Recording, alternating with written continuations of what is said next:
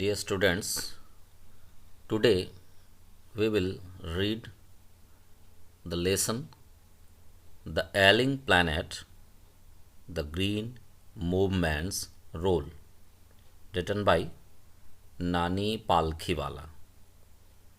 बीमार ग्रह, हरित आंदोलन की भूमिका। यह अध्याय उन कारणों पर केंद्रित होगा जो इस ग्रह के कमजोर स्वास्थ्य के लिए जिम्मेदार हैं।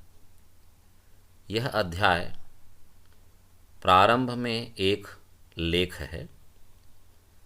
इस लेख के लेखक नानी पालखीवाला हैं।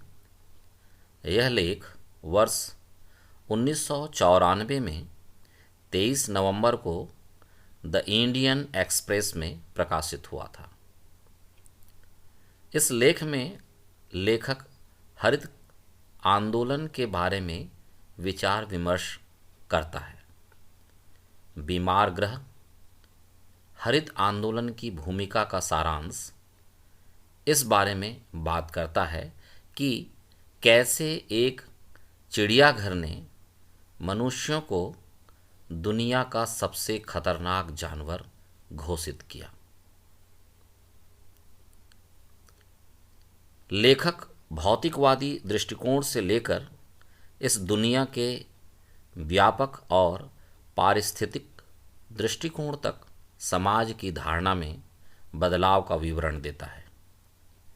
इसमें कहा गया है कि इंसानों को अब पर्यावरण की चिंता सताने लगी है। इस धारणा के अनुसार हमारे ग्रह को एक जीवित जीव माना जाता है। लोग इसे इसलिए मानते हैं क्योंकि अन्य सभी जीवित प्राणियों की तरह इसकी भी अपनी चयापचय कार्य प्रणाली है।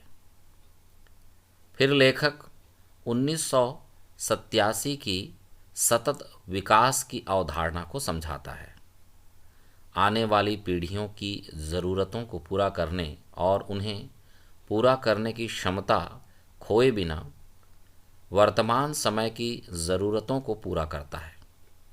इसके अलावा हमें प्राकृतिक संसाधनों का उपयोग इस तरह करना चाहिए कि हम अपनी ज़रूरतों को पूरा करने के साथ साथ आने वाली पीढ़ियों के लिए भी इन संसाधनों को संरक्षित कर सकें।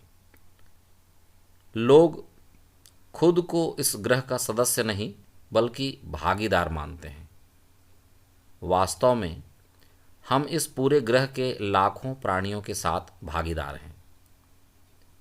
ग्लोबल इकोनॉमिक प्रोस्पेक्ट नामक पुस्तक बताती है कि ग्रह की प्रमुख जैविक प्रणालियां 4 हैं, जो मत्स्य पालन, वन, फसल भूमि और घास के मैदान हैं। इनमें वस्तुतः वर्तमान में उद्योगों के सभी कच्चे माल शामिल हैं। इन संसाधनों का गैर टिकाऊ उपयोग हो रहा है। फिर लेखक को वन भूमि के कम होने की चिंता है। जिस गोबर का उपयोग हमें प्राकृतिक खाद के रूप में करना चाहिए, उसका उपयोग हम आमतौर पर ईंधन बनाने में कर रहे हैं। दूसरी ओर मिट्टी को प्राकृतिक खाद नहीं मिल पा रही है।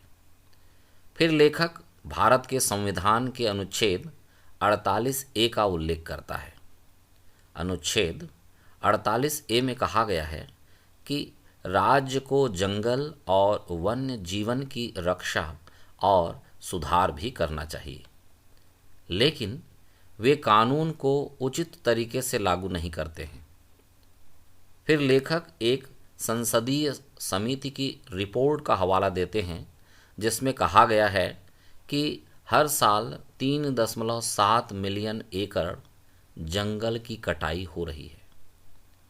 संयुक्त राष्ट्र ने चेतावनी दी है कि पर्यावरण इतनी गंभीर रूप से खराब हो गया है कि जांच किए गए 88 देशों में से कई में यह गंभीर है।